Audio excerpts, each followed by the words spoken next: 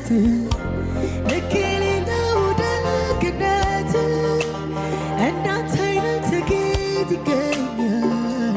ሁሉ ነገር ትዝ ይለኛል። ሁሉ